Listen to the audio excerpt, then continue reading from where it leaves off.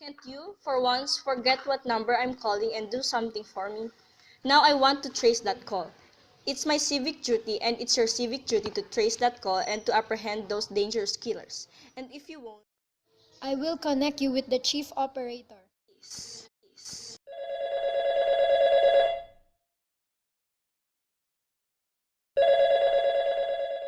Oh dear. This is the chief operator. Oh, chief operator, I want you to trace a call immediately.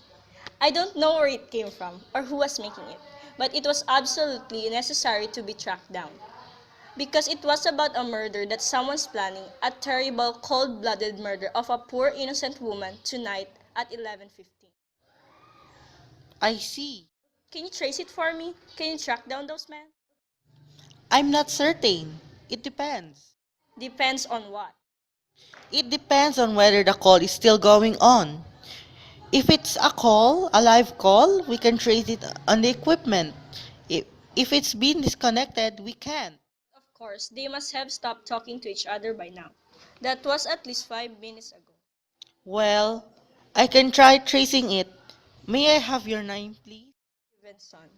Mrs. Albert Stevenson. But listen, And your phone number, please. 42295.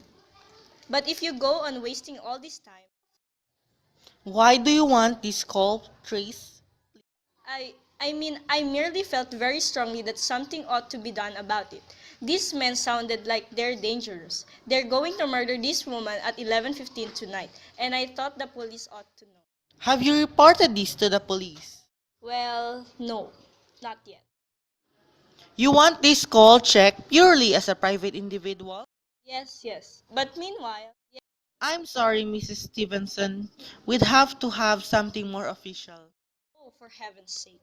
You mean to tell me I can't report that there's gonna be a murder without getting tied up in all this red tape? Well, all right. I'll call the police. Thank you. I'm sure that would be the best way to. Ridiculous. Perfectly ridiculous.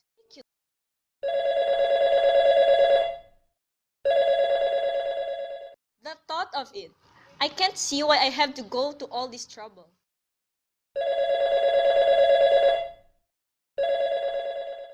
Your call, please. The police department. Get me the police department, please. Thank you. Dear, do you have to dial? Can't you ring them direct? Ringing the police department. Police department? This is Mrs. Stevenson of 53 North Sutton Place. I'm calling up to report a murder. The murder hasn't been committed yet, but I just overheard plans for it over a wrong number that the operator gave me. I've been trying to trace down the call. Yes, ma'am. It's a perfectly definite murder. I heard two men were talking and they were going to murder some woman at 11:15 tonight. She lived in a house near a bridge. Are you listening to me? Yes, yes, ma'am. About 8 minutes ago. Then can you do something? You do understand. What is your name, ma'am? Mrs. Stevenson. Mrs. Albert Stevenson. And what was that number you were calling? Murray Hill 70093. Actually, a wrong number. Murray Hill 70093 is my husband's office. He's working late tonight, and I was trying to reach him to ask him to come home. I'm an invalid, you know. Well, we'll look into it. Telephone company said they couldn't check the call if the parties had stopped talking. I've already taken care of that. Oh, you have?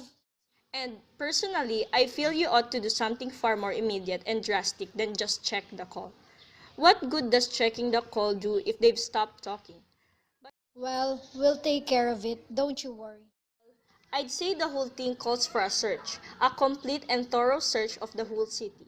Now, And what makes you think the murder is going to be committed in your neighborhood, ma'am?